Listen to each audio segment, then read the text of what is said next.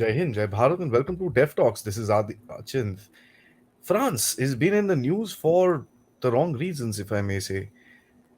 The country is on fire, and that is something which is an understatement in certain areas of France. There are reports of violence coming by the minute. A lot of people attribute a lot of reasons for this violence. Some people call it communal, some people call it migrant related, some people call it an uprising against the government, some people call it a whole lot of different things. There are different perspectives.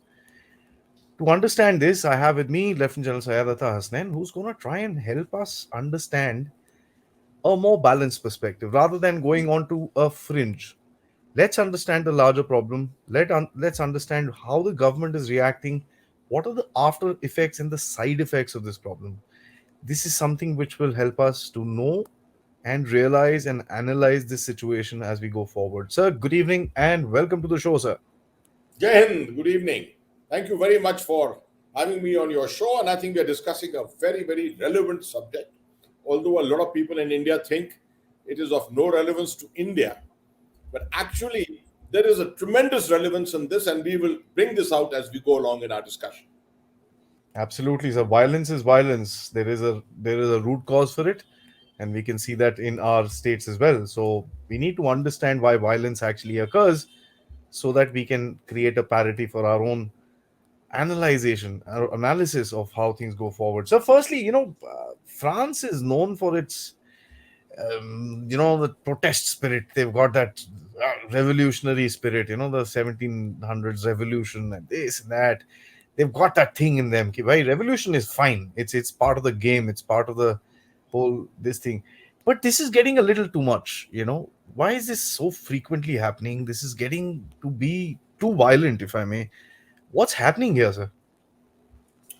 See, I think that the start point is what really is happening.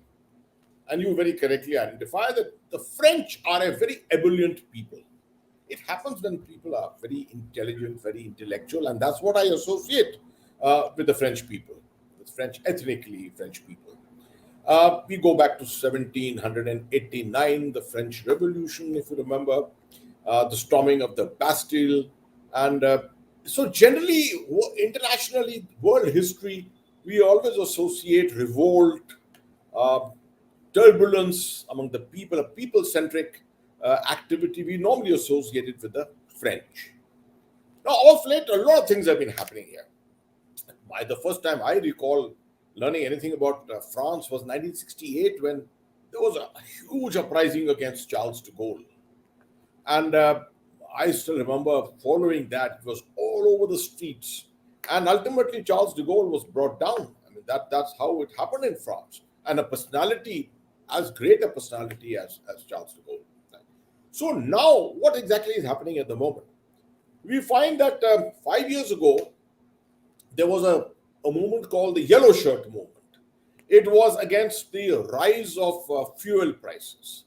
So there were a lot of people who were coming from the rural areas to the urban areas to work, a lot driving long distances, and sudden increase in fuel prices, which was essentially a green tax, which was imposed by President Macron, led to a tremendous amount of turbulence in the streets, and President Macron was very strong in his dealings with the. It was mostly a white kind of a revolt which had happened at that time. Now, suddenly we see that a young boy of African origin, essentially Algerian, 17 years old, has been shot dead by two policemen who stopped him for an apparent traffic infringement. And we've seen photographs of point blank firing at this young boy. Now, there's a lot of contentious analysis in the world media, in the French media, as to what really had happened. They say he had a history of criminal activities. He was known to be uh, carrying out this kind of traffic offences from time to time. The local policemen knew him very well, and therefore they were wanting to ensure that he doesn't get away.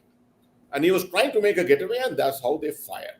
Now, it's also relevant to know that in 2017, a French law was changed in which they finally brought in a law to say that the police can fire upon an fleeing individual, an individual who's fleeing away when he has been stopped by the police. Till then, it was illegal for the French police to actually fire at a fleeing individual. In 2017, this law came in and empowered the police. And so fine, this is what has happened.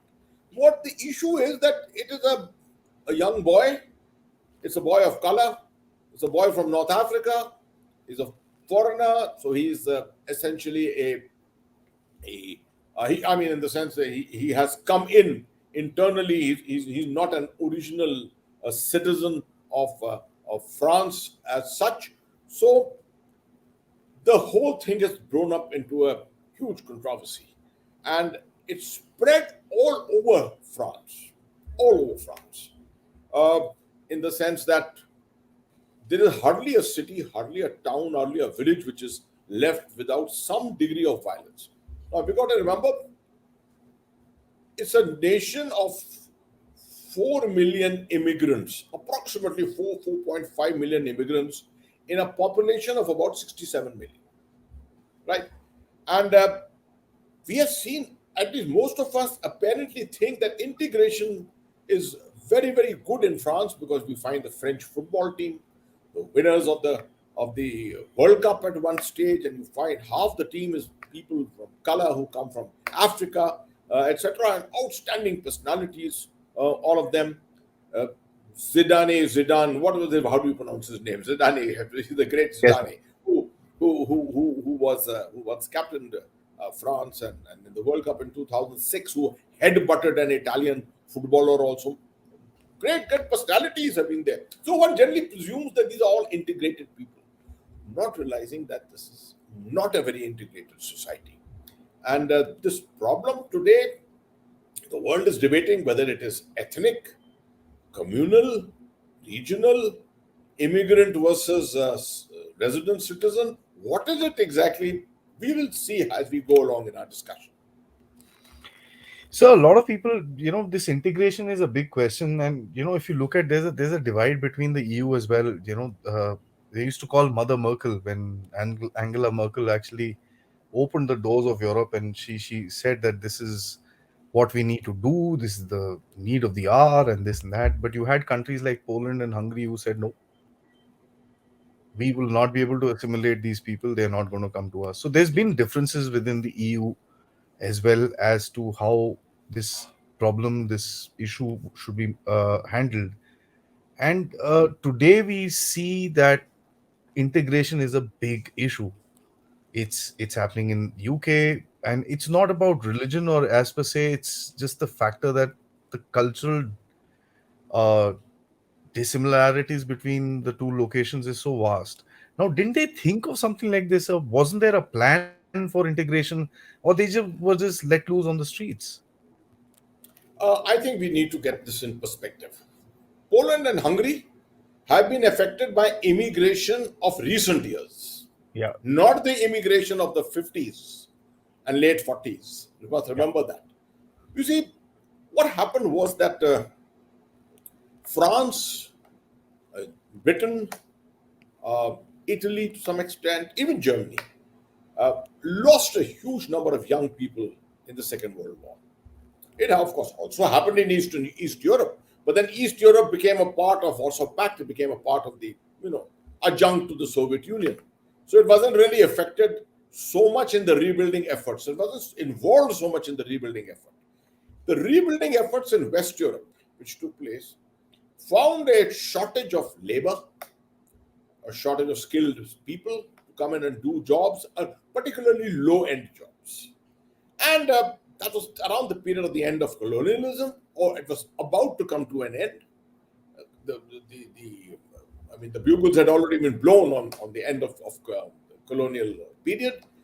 And so you found an influx of people from the francophonic countries in North Africa in particular coming into France. And it's very easy to come into France. You can come in illegally also through the Mediterranean Sea, as is happening even today. Now, this lot of people who came in were very comfortable, they were very happy, they were given a chance, they worked hard, and there was never a problem with the locals. The next generation also lived in their shadow and grew up. They also did not have a major problem. It's the next generation after that, right? That now educated, good opportunities, now did not want to have low end jobs. They wanted not to compete with the rest of the citizenry. That, unfortunately, in the Western world is something which is a virtual taboo. And you don't find equal opportunities being given to immigrants. So it's happened in the UK also, although UK has managed it to a great extent, but UK has developed a different problem, the problem of radicalism from a lot of Asian countries, from Pakistan in particular. Uh, Here, radicalism did not grow in the original in that original period. It was a very revolutionary kind of spirit asking for equality, and equality, fraternity, all that is part of the French political system, as we were discussing on the earlier part, the storming of the Bastille and the French Revolution and things like that. So this was a little different narrative which was working out in France. Subsequently, we find that due to a lack of this attempts to integrate them, because most of them are staying in ghettoized areas. Uh, they are on the suburbs of major cities, and you find a very low percentage of them who have that kind of education. So it is essentially a social problem. It's not that every one of them is a radical Muslim or something like that and is looking for, trying to create an ummah there. No, no, it's not that, right? Only thing is that it's being exploited by those elements today. Radical elements, radical leaderships will always exploit a situation of turbulence. Yep. What happened in Kashmir? Same thing. An impending turbulence, social turbulence, was exploited by the radical elements from Pakistan, etc. And on that rode an entire terrorist movement, networks which were created. That's how it always happens, and that is how it is emerging in France at the moment. It's not only France. Adi, we got to remember this problem has already spread into Switzerland, francophonic areas. It's spread into Belgium, and a piece that I've written in the Asian Age, which was published this morning, I did describe my own experience. I thought it's important that I must just relate this experience for our viewers in case they have not read that article. Some years ago, 15, 16 years ago, when I traveled from Waterloo Station in London to Gare du Nord in Paris, and these pronunciations are not exactly French pronunciations because I'm not a francophonic person, right? So please pardon my whatever the way I'm pronouncing these French words. Gare du Nord Station, very excited, went through the channel, saw the lovely countryside, French countryside, and then we entered Gare du Nord. And my family thought we are coming to France. What a great civilization, Notre Dame, Eiffel Tower, the Louvre, the best of fine dining and things like that. And here you enter into the station, and all you find is a squalor around you, graffiti around you, lots and lots of garbage spewing out. And you find people harassing you to buy something, some low Chinese product from you, and things like that. And we beat a hasty retreat from the station. Very, very disappointing. Then you realize that this problem, if it can be the heart of Paris, and in our visits to many other places around in Paris and around in France, we witnessed this problem. And we realize that there's a huge unintegrated population. While you got high-end stores and things like that, lots and lots of people there. The one thing we must remember, this is a nation which gets tourists equivalent to its own population. Yep. 67 million people is the population. They get almost 60 million tourists in a year. I mean, I've rarely come across a nation which is that high in terms of tourism. Look at that Yeah. income from tourism, right?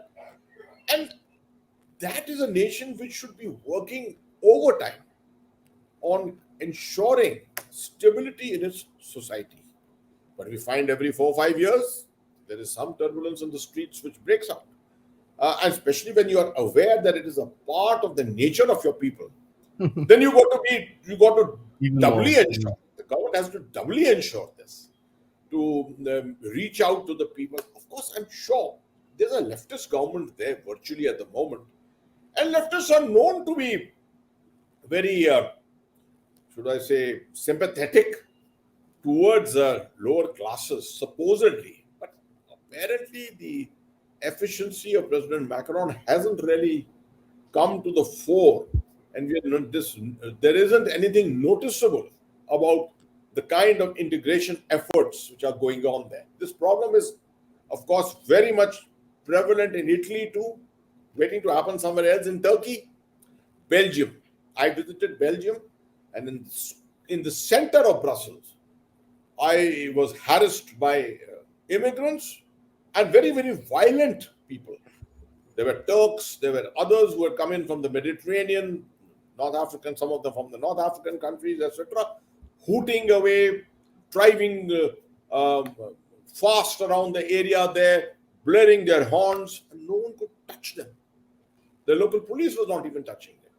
So there is France has, I mean, Europe has got a problem, an immigrant problem, and 7 8 years ago, when this whole and Syrian mass of 4 million refugees was going across into Greece and Turkey and Sweden and Germany and all these countries, one was predicting at that time that although Europe has been very kind in accepting people, etc., you have to know how to manage immigrants. Because if you don't manage immigrants correctly, the next generation and the next to next generation will not let you sleep. I mean, just to add to you, so there's a city in Belgium called Molenbeek, which contributed more than almost 10,000 people to the ISIS, Absolutely, and absolutely. That's a you very can't good go example there. you're giving. It's terrible. So this just tells you that the you mentioned the ghettoization, and one thing that I wonder that Europe is not read about is the ghettoization in the past in the 1930s. Need I say more? When stuff like that happened, you know what it led to. Uh, are they misreading their entire immigration policy? Are they misreading their game? I know they're their demographics aren't very favorable. Let's face it. uh, in Europe, in Britain, in America, they've got a problem. But is this the way to do it? Just to open your doors, let anybody come inside? You really don't know what is happening. Frau Merkel was a liberal, and so is President Macron a Yes, liberal. sir. And this whole open door policy towards immigrants was a very, very liberal kind of a philosophy which was being followed. One can back it. One can back it to say, unfortunate people from a different part of the world, here, Europe, a developed society, is kind enough to accept them, etc. But then you don't work hard in your nation to create wealth, become a developed nation to ensure that someone comes it and returns you back to your underdeveloped status, Yeah, right? well. Hmm. That so this it I mean it amounts to not being rational enough. Hmm. If a person is coming in as an immigrant, you have to ensure that he follows the rule of law, the manner in which it is required to be followed by every single citizen of the Yeah, country. yeah, yeah. And that it is almost read to him like a riot act, right? Unfortunately, this has not happened. Although in this particular case, it was the French police which was acting strong. There's no doubt about it, and I have no doubts that there must have been some indiscretion on the part of the young boy or whatever it is. Only investigations will tell. But obviously, the citizenry hasn't taken too kindly to even the action by the youngster. For example, there is a crowdfunding which is taking place for the the family of But, the young man who was killed, hmm. and that crowdfunding has drawn less money than the crowdfunding which has been initiated by an ex official from Marine Le Pen's right-wing party, Yep. which has For the collected cop. much more money from the citizens of France to say that they justify what has happened. So obviously there is no regret in society, and one is not expecting that perhaps that kind of a regret, because this kind of a violence people have probably witnessed it too many times from immigrants who have come in. And the immigrants have a lot to complain, to say that they haven't got equal opportunities. So this is a very, very awkward problem, which is not something new to the world. I mean, this is a problem which is taking place in the United States. Black Lives Matter, BLM, if Mhm. you remember years ago, exactly what happened. Right? That is how African Americans are many times treated in the United States. To say that all African Americans are well integrated in society, etc., we have misnomer completely, because there are lots and lots of ghettoized areas in the United States, starting with New York itself. Oh yeah. Right. So this problem is not a problem of Europe alone; it is a problem of many developed countries around the world. And it's a problem of have nots, haves, and have nots, which exists in most societies. It's a question of how you manage it. You cannot equate society. Someone will always do high end jobs, someone will always do low end jobs. It's a question of how you keep your society. That's what politics is all about. How do you keep Balance. your society balanced and satisfied? So, I'm gonna twist the tail a little bit if you don't mind me. The question is also about, see, you talk to a lot of these. I mean, I've been watching these interviews, that street interviews with a lot of the migrants in France and Sweden, and they say you destroyed our countries. And when they say you means the West, the NATO powers, and this and that, you destroyed our countries through war. You left us with no opportunity but to come here because you guys said, oh, come, we've got a better system. So now we come here and then you treat us like this. Point one. Point two is, one, you spoke about the migration with regards to the third generation, second generation. So there is also these boatload of people, and Pakistan had a very tragic incident some time ago where 300 people lost their lives. Boatloads of people are coming inside without checks, without balances, even today as we speak, and nothing seems to be, happening. Which brings me to the question: Are the Europeans purposefully being soft because of some guilt or some? That's a brilliant question. All right, I don't think there's a huge guilt conscience as such, but we have to differentiate between what is legal migration and Mhm. illegal migration. What you have just referred to, boatloads of people coming through the Mediterranean in creaking wooden boats, 400, 500 of them falling into the Mediterranean. We've had 300, 400 people dying at one time. This is all illegal migration which is taking place. And well, countries are justified to the extent to turn people back. But then there is a Human. convention on this. Yeah. There's a human rights convention on all this, and therefore most Western nations uh, do tend to take in people and say, okay, we manage and let's see after that. This lot of what we are talking about at the moment mostly is about people who have come in as legal migrants.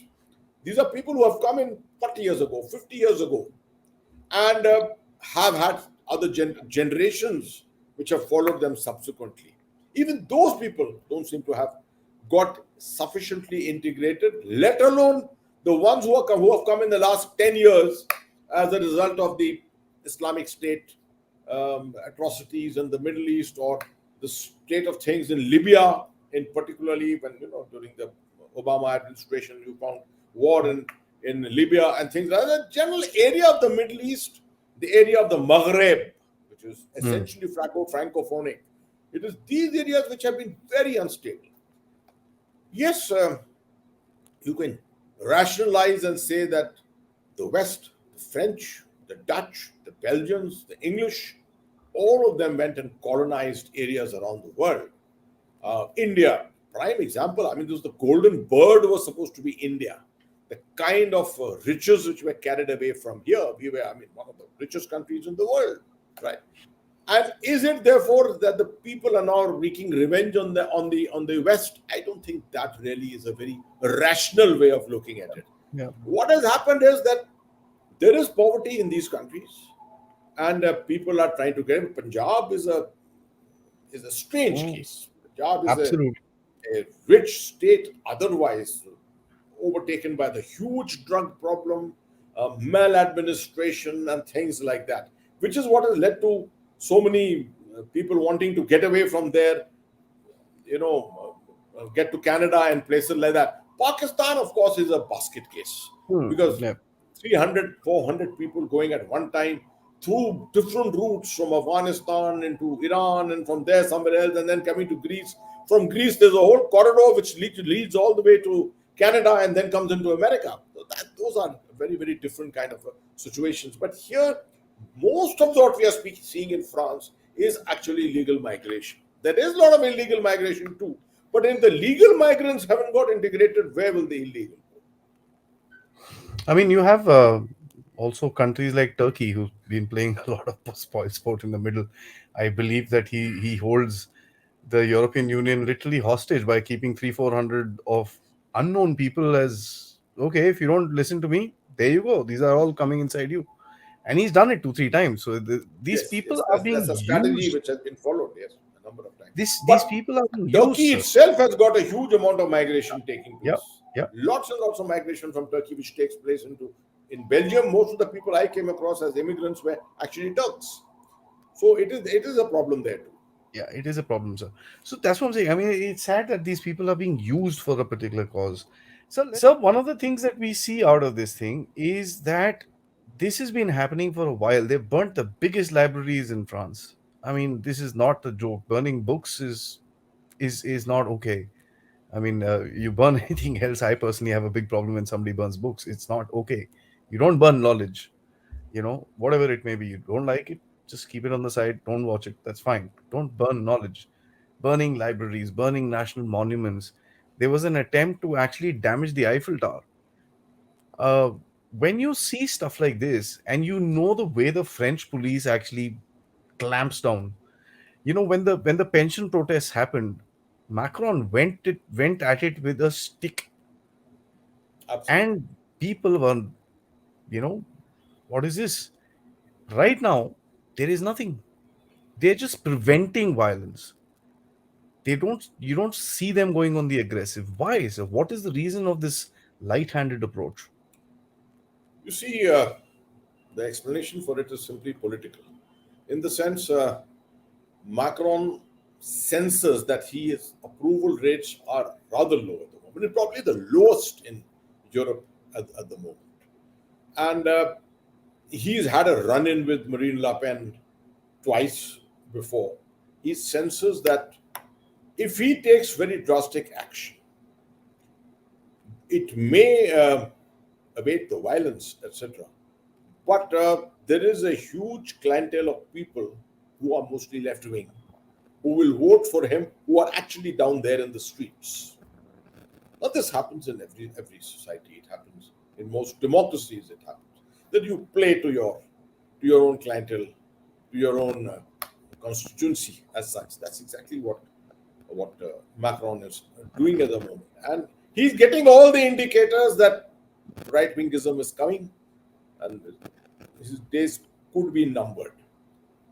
But I think in all this, a certain stage comes when any leader has to decide that he just has to take responsibility. Otherwise, he has not even declared a state of emergency yet. Right? Emergency can be declared and it takes over all powers completely, in the sense that the government assumes emergent powers and virtually gives shoot to sight orders. It's then that it will happen. But that is an extreme in a liberal society such as France.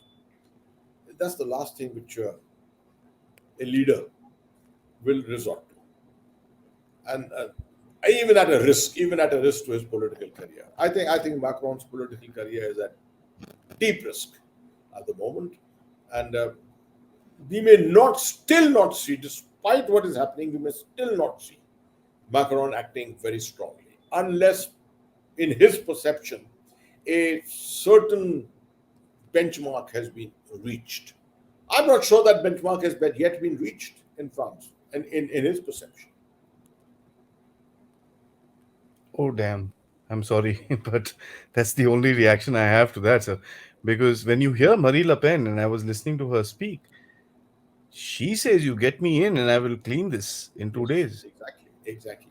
So that is that is right he wing. seems to be Fine, he's fine. I mean, these are different political philosophies, and one has to be comfortable with both. You see, you and me, who are analysts and commentators, etc., obviously we don't take sides on a thing like this. yeah. We look at it from a very pragmatic angle.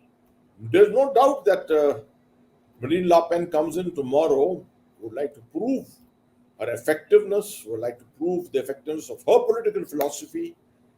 She's definitely going to take very drastic action. But this is not something that a president who's been there for 7, 8 years is going to take under such circumstances. Let's look at the larger geopolitics, and coming towards the end of the interview, a couple more questions. The larger geopolitic will help us understand a little further with regards to the human sentiments within France and Europe. They've had a terrible winter where they escaped through with regards to natural resources. Germany is in recession, UK is in under recession, EU itself is trying to figure out how to, get rid of this Ukraine thing because their reactions are now pretty open and clear. France has not been very pro the Ukraine war, but has taken the beating for the Ukraine war in terms of economics. They've had to cut Russian oil and a whole lot of things, which has resulted in the French economy taking a beat at the end of it. And things post COVID were as it is not looking up for EU as per se. With the war and the after effects of this riot, I mean, it's going to be, let's just take it pre riot. They had to increase the pensionable age of people because they needed people to work a year more. So economics is not looking good. How does this whole thing fit into the factor that this might be also frustration of the people that listen, you're getting us into things that we You're didn't asking ask. a very, very relevant question. And I'm glad you brought in the Ukraine war into it. Because the Ukraine war is not a standalone Nope. activity, event which is taking place there. It's connected to everything which is happening around the world. And regionally in Europe, the impact is huge, right? It starts with energy. It starts with the amount of ammunition which has been expended by the armed forces of the various developed countries here. You find that on an emergent basis, ammunition is being lifted from Pakistan and in containers and being taken to Ukraine to be fired. That is the state which they've reached, actually, and laid waste their entire economies due to this. So it's a futile war which is being fought. And it's not just the effect on economics. There is a huge magnitude of people who have been displaced from Ukraine and have gone into Europe, many of them in Germany, many into Poland, right? And maybe beyond. One doesn't know. I'm not very certain about it. But this mass of people there are equally migrants. The management of these people, are they going to return to Ukraine if there's peace? I don't think so. It's going to take some time, it's going to take some effort doing this. This is how this proliferation of terrorist networks starts with this. Deprived people, migrants, people living in squalor, people without hope for the next generation, and up comes someone who can finance this entire thing, bring in a small ideological element, an element of radicalism into this, and you got a formula available to A time create bomb. that time bomb. That's You know, something which France is waiting to happen in France, not in France alone, in the whole of Europe. And this is something which I fear because the last point on this, I have always said repeatedly on your program, we have almost neared the end of the first cycle of global terror, right? We are now providing the complete, opportunities for the revival of that and the immediate coming of the second cycle of global terror. This is something very, very dangerous, and we have to live. We have to see this happening. We have to be unfortunate enough to see this happening in our lifetimes. Sir, this question you had asked as a as a comment in the show that we had done about radicalization. So I thought, let me just twist it around and put it across to you with a hint and a little bit of sprinkling of the Ukraine war, if I may put it in a little flowery language. My last question to you, sir: the issue about radicalization, which you've referred to right now, and I'm glad you've taken it to that, because that's going to be the next key. Are we going to see the next round of radicalization or the terrorism, the cycle of terrorism now evolve in Europe? See, how did the Islamic State bring 40,000 foreign fighters to Syria and Iraq? Yeah. Through a tremendous social media hype, very, very attractive social media campaign, magazines, colorful magazines which they published, what's called the Tabik, if you remember. And you suddenly found a lot of people, well to do people. There was a spectrum of people actually, well to do people and people in extreme poverty, both sets of people who went in to assist the Islamic State. No, the Islamic State was not just, it's not that they were sitting in Syria or Iraq and doing it. They had all their recruiters in Europe. It was happening in Sweden, France, UK. It was happening in the United States, right? Those, I'm not so sure that all those people have been detained, all those people have been neutralized. These networks, when we say the Islamic State has now gone into a network state, where it is not existing in a physical state, it is in a network state, this is exactly what we mean. It is in a network state waiting for opportunities to come. Those opportunities are coming. With the kind of turbulence that you're seeing here, and this, God forbid, spreads into other parts of Europe, you've got a time bomb ticking and waiting. That's exactly what the Islamic State is all about. When we say the Islamic State, the Al Qaeda, everyone who's there in those ungovernable spaces in Afghanistan, someone will laugh at us and say, Afghanistan and France? Iska matlab kya hai? Then you realize in a networked world, iska matlab kya hota hai. Absolutely, sir. And that is something which in so many discussions, and I've been actually talking to you about this for about 3 4 days. Then I said, yeah, I was on leave for a couple of days, not feeling too well. So I sat down and I started reading and I started watching videos. Nobody is talking about this. And it's so Nobody funny. is And talking. I hope this video reaches Europe and people do realize, listen, you're on somebody's Adi, just you'll be happy to know that there were people this morning from France who got back to me to say, you have written something which is so Middle Peace that it's allowing us to carry out a sane discussion here. Because that's it, otherwise, everything which is emerging in France and writing is either extreme right wing or extreme left wing. left wing. Till the time a centrist discussion is not going to happen, so where all this stuff is left behind, you'll not have peace. And that's something which I guess the Europeans need to learn. They've been in a very homogeneous sort of a system for a long time, and I think they've gotten used to their own ways of doing stuff, but they didn't really realize when they get in so many people, that system will have to either get modified a bit, or they'll have to ensure that these people are part and parcel of that system and keep a track of it. And that's, I think, the biggest mistake that the Europeans have made, apart from their open borders. So I must say, this has been a fantastic, eye-opening interview. But let me end on a positive note. Sir, We have been speaking about a country which has been a friend of India. It's been a friend of India for very long. They have come to our support always, every time, whenever we require them. France has been with us. Let not our discussion be viewed negatively by the French people. What we have discussed here is for the purpose of rectification of what's happening in France. We yes. only And now, hope and wish the French people well. As India, as Indians, we wish France well. there is no question. We wish for the violence to stop. As a matter of fact, please don't burn your books in libraries. Don't do that. You know, that's something which for me, right side. Okay, don't burn your institutions. That's not correct. Don't go against the country. And I hope, as you said, sir, France finds its way to peace, and we don't see the ugly head of this kind of violence again.